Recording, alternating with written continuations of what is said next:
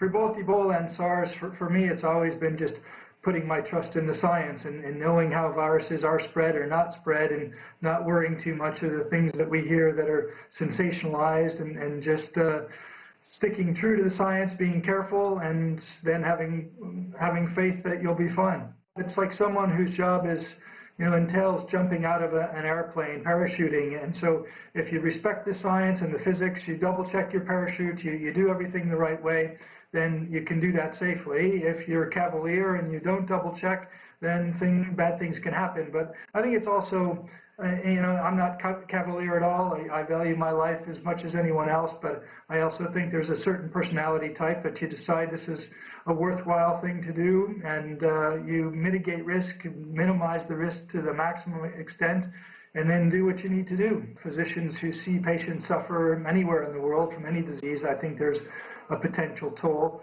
But it is true when you see a family that has, a large family in Africa, for example, during the Ebola outbreak that has, I remember a family of 12 people, that 10 of them died.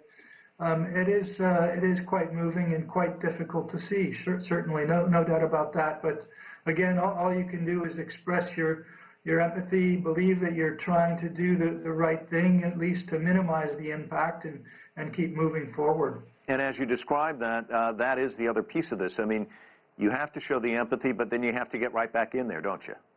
I'm not someone who likes to do, bungee jumping or climbing of mountains in risky spots. And some people ask me, why I would do this job if it has risk. But I think for me, it's a contribution that has value. So if something bad were to happen, at least I think it happens fighting the right fight.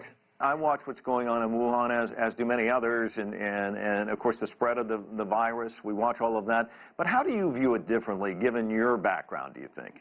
We tend to go into things looking at the probabilities, and so as terrible as the coronavirus outbreak is, for example, right now, we still have a relatively low case fatality rate. So we're seeing that it's only 2 to 3% of the patients who are dying. I don't mean to minimize that. That's a very that's a sad thing, but nevertheless, I think if you go into it in a more sort of scientific, statistical mindset, and you say, okay, well, 98% of the people who get this illness survive, and then what's my chance of getting this illness, given the protections that I take, given what I know about transmission, then I think it provides a level of comfort, and we're a little bit more able, perhaps in the medical field, to avoid some of the hype and some of the assumptions which may be incorrect, or even the emotions that are normal but nevertheless not always well placed of the general public.